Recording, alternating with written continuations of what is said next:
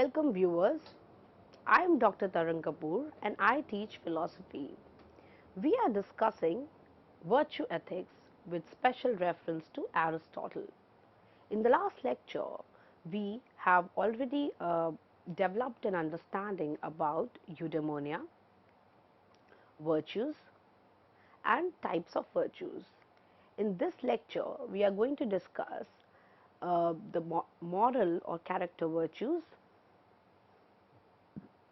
intellectual virtues, and some limitations or critical evaluations on Aristotelian virtue ethics. I will now begin with an example of courage as a virtue. Now, we have already seen to live a virtuous life, one has to strike a middle path, a golden mean between the extremes, the two ends. When some people feel fear too often about too many things and towards too many people, or they get too afraid of things that are not that dangerous, other people, on the other hand, might not feel afraid too often regarding too few objects and people. Someone who feels fear too much is cowardly. Someone who fears very little is rash. The virtue here is the intermediate state between these two vices. So, virtue is an intermediate stage between the two extremes. It is cowardly to fear too often and rash to be overconfident about everything, because we are unable to uh, decide whether every situation or activity is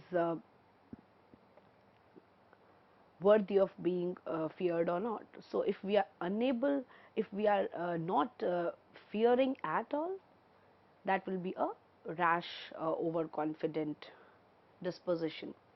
Courage is a virtue because it is right disposition to fear, and therefore it falls in the mean. This is what makes courage achieve the golden mean. Now let us take another example, generosity. Generosity is the willingness to expand one's resources, go beyond oneself, and treating others in an amicable fashion with benevolence. So, this is when we help others with our resources. It is a virtue lying between extremes of stinginess, behaving too possessive of one's resources, and extravagance, spending too much. A stingy person gives too little, whereas an extravagant person gives too much. So, next in line can be virtue of temperance, which is a mean between self-indulgence and insensibility. There are other virtues put forward by Aristotle, like friendliness, truthfulness, magnificence, even temper, among other virtues.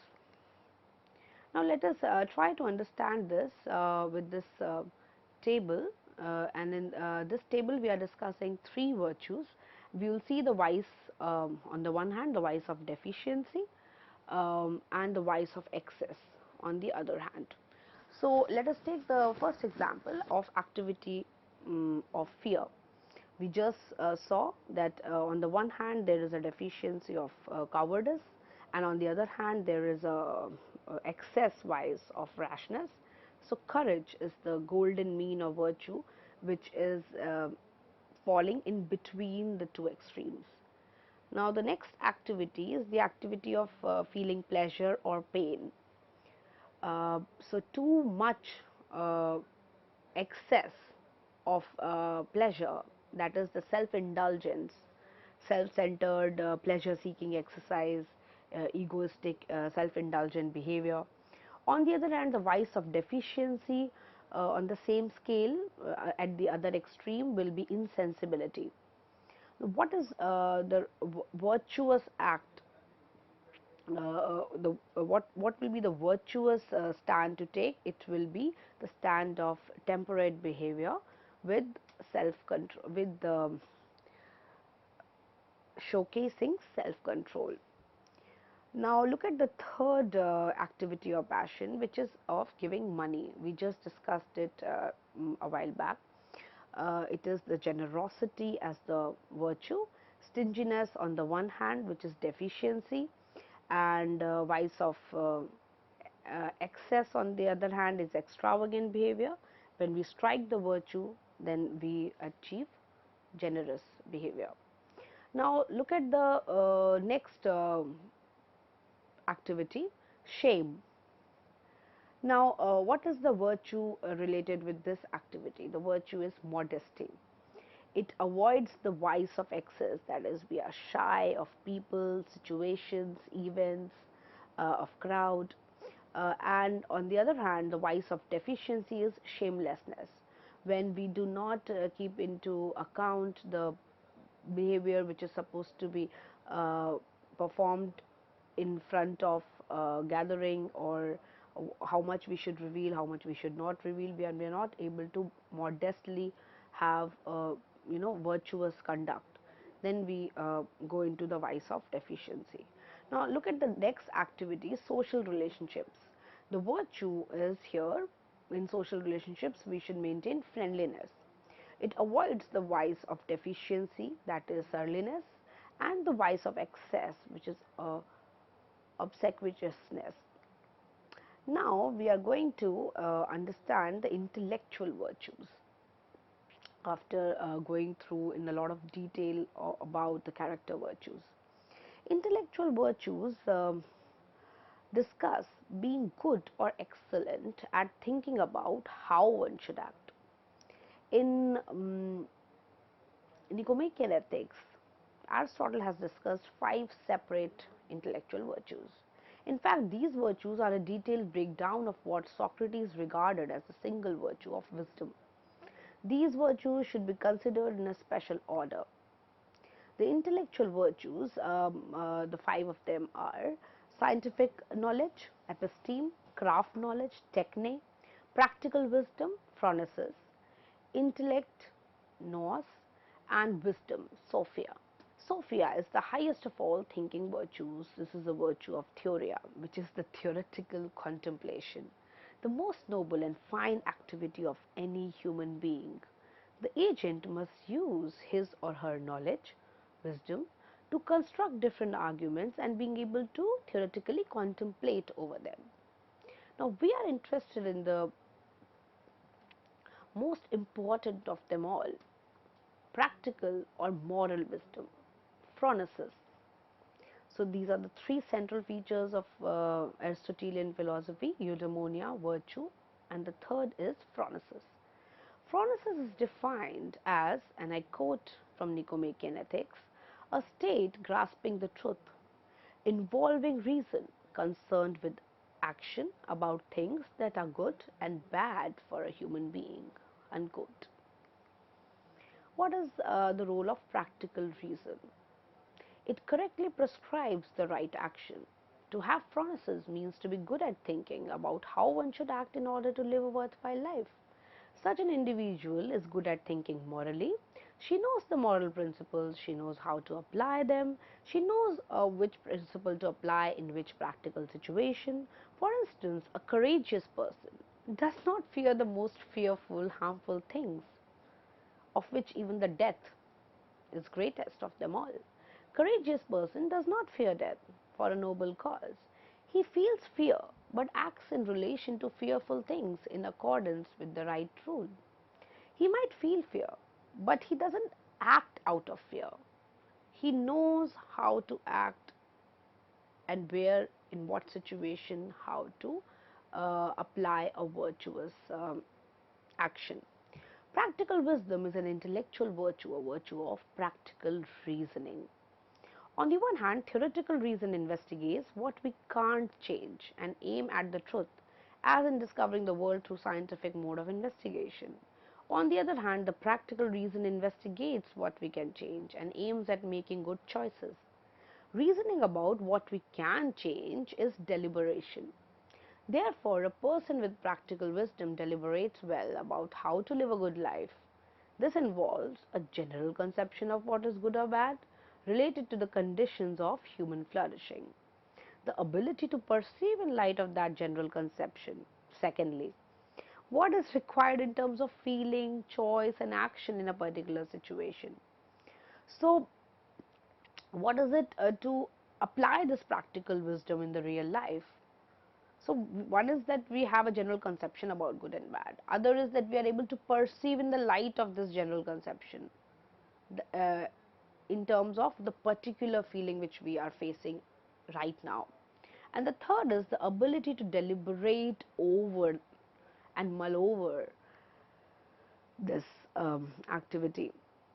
The fourth is the ability to act on that deliberation, to make good choices, not only just out of reasoning or because we have to always argue rightly or have to be correct in our reasoning, but we act on this deliberation. We must also have the right desires to be acting on them.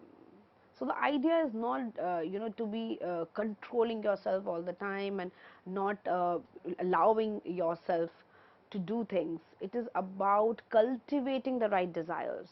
That means we will need virtues of character to be able to live well, to be able to form a good character out of habit. Now it's very important to deliberate on how do we acquire these virtues at all, because we have been talking about virtues, we have talking about how virtues help us in achieving eudaimonia and what kinds of virtues are there. But the cultivation is where most of us in our own personal lives, and we see it in the society at large, fail. Why? Because cultivating a virtue is through habit, and habit formation is a rigorous process. Virtues are not acquired just through teaching them. I cannot teach you, uh, merely teach you. You have to receive them, my knowledge, and then you have to act on them. And same is with me. So we are not virtuous just by our nature. Neither can we just be taught how to be virtuous. We came to form dispositions to feel and behave in certain way by what we do. So doing is very important. We are not naturally virtuous, but we are naturally capable of becoming virtuous. The important point here in Aristotle, he keeps talking about capability, potentiality. These are the key concepts from Aristotelian metaphysics. So we all of us are capable of being virtuous. Virtues are skills which we acquire. So in the last lecture we spoke about virtue as a skill which is acquired over time, and then we cultivate this acquired skill by habitual performance of action over a complete lifetime.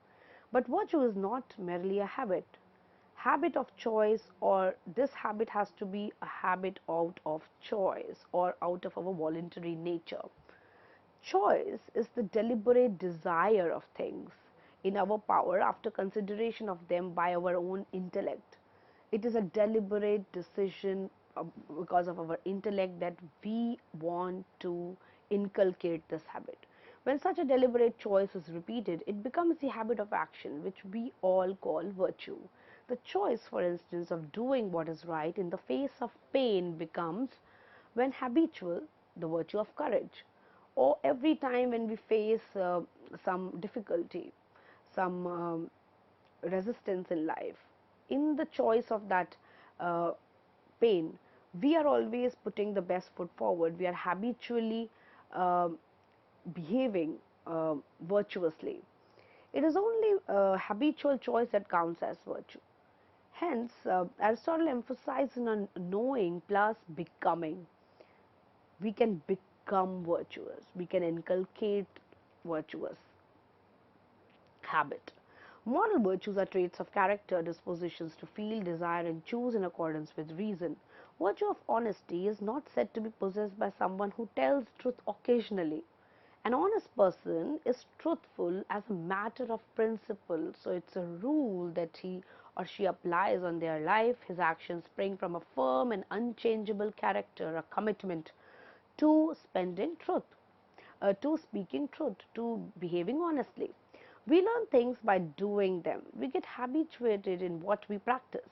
That is why we should practice virtues and just actions. The importance of practice is highlighted here, where we can lead a good life depending on a great deal of our habits. We should try and try again until we hit the mean, which is the point of excellence. Cultivating such virtuous characters, ultimately they will lead us to happiness, well-being, and eudaimonia. So Aristotle concludes that whether or not we can lead a good life depends a great deal on the habits formed. In order to become just, we have to do just actions. A just act is an act that is not only in accordance with justice but also done as the just person would do it. A truly virtuous action is one in which the agent knows what they are doing and chooses the act for its own sake, makes their choice from a firm and unchangeable character. For someone to truly perform an action, the action has to be voluntary. She has to act willingly, without any reluctance. Aristotle assigns voluntary agency as a centrally important thing, and it is said that our ethical dispositions are expressed and built up by repeated voluntary action. When we act voluntarily, we are not under any force or ignorance. By contrast, we know what we are doing and we bring it on. We bring it on our own self. One has to choose and deliberate. Deliberation is a kind of reasoned thought about what we can change by our own efforts, whether we need to act differently on different occasions. However, at several points, we do not act virtuously. For instance, one can know and not use that knowledge.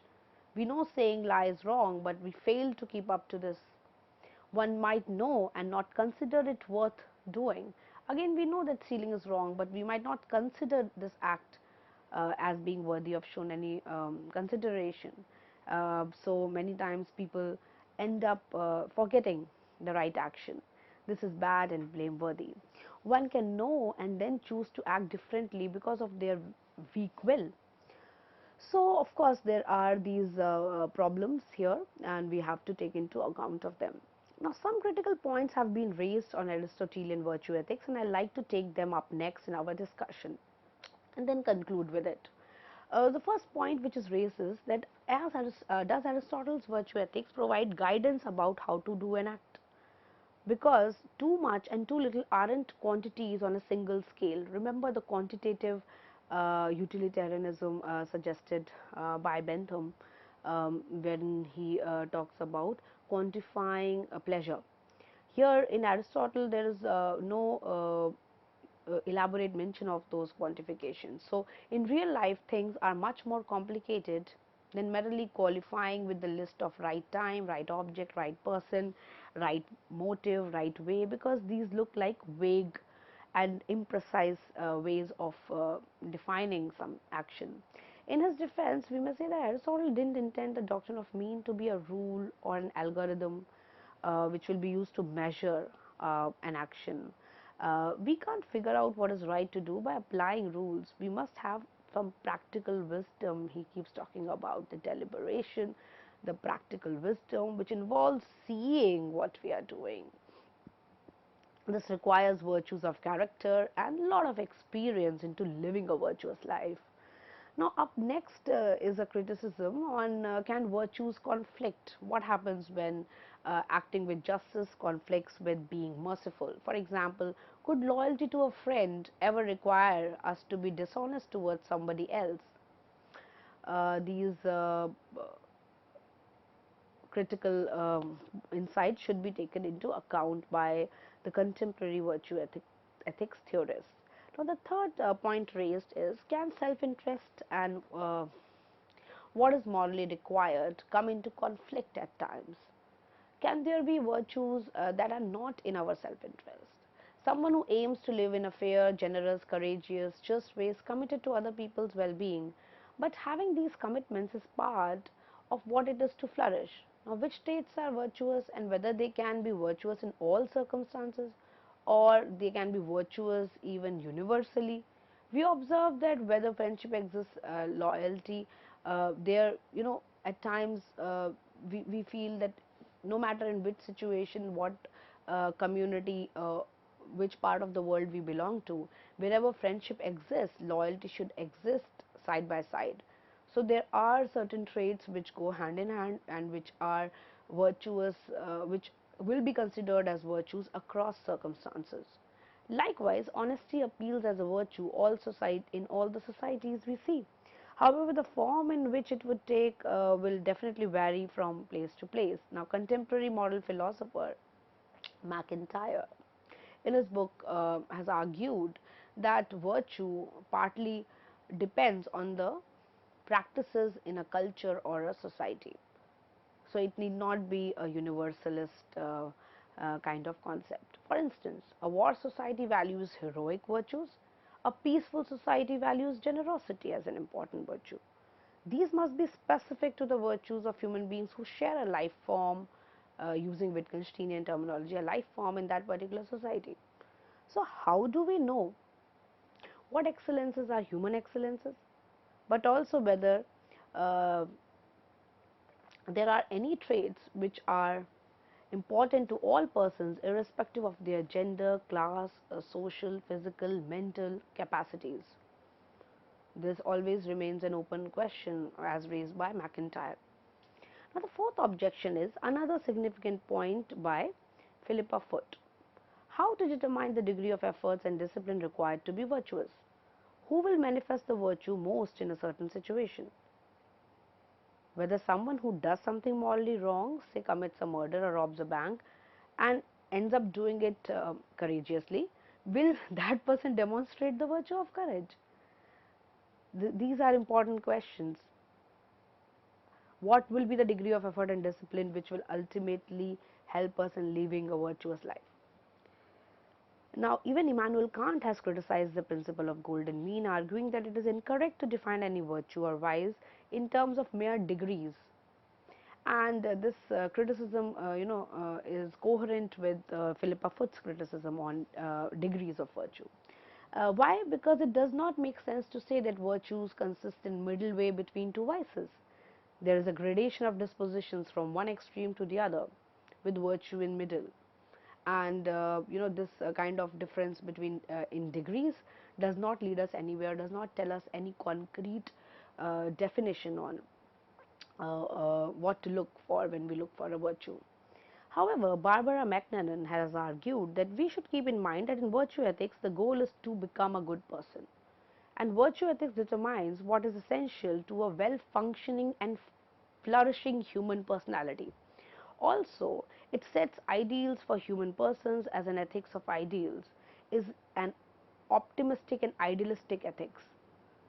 So, Aristotle can be safeguarded from these, practical and pragmatic questions on his philosophy. Now, the next criticism is if the agent is unable to keep up to the virtuous model, does this make that person bad or vicious? Suppose I'm trying very hard to be virtuous and I have applied all kinds of instances in my life. I have applied virtuous beinghood across my life in every circumstance, but still I am unable to keep up. Does this make me bad? The idea that an agent can lead a good life without being complete in her virtue is a contested issue. Aristotle argues that we acquire virtues of character through habit, in particular, the habits we form in our childhood. So, remember, virtuous living is a habit formation since childhood.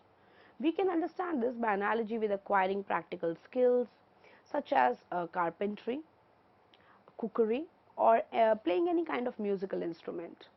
So, we grow into these skills. Similarly, we grow into being a virtuous man or woman. You cannot learn cookery or musical instruments just by studying the theoretical aspect or by merely acquiring knowledge about how to cook or play. We have to practice the activity. Likewise, being told how to be good is not enough for becoming good. You have to actually practice being good. So, in order to become just, Aristotle says we have to do just actions. But how can we do just actions unless we are already just? We need to distinguish between actions which are in accordance with justice and just acts. The actions that we do when learning to become just are acts in accordance with justice. A child may do what is just, such as not taking more than his fair share because the child is told to do so, or because it likes the person it is sharing a toy with or a drink with, or because it wants to please an adult with his or her good actions. It neither truly understands what justice is, nor does it choose the act because the act is just. But a fully just act is an act that is not only in accordance with justice, but also done as the just person will do it. This requires the right motivation. So there's a difference between acting in accordance with justice and acting justly and being just. But also an understanding of justice and why it is good is required. We need practical wisdom for this deliberation. But we said practical wisdom depends on virtue because it is possible to deliberate from the wrong ends and what appears good to someone. So, on Aristotle's theory, we become both good and practically wise together. Lastly, virtue ethics is criticized for being demanding and unrealistic for the majority of agents.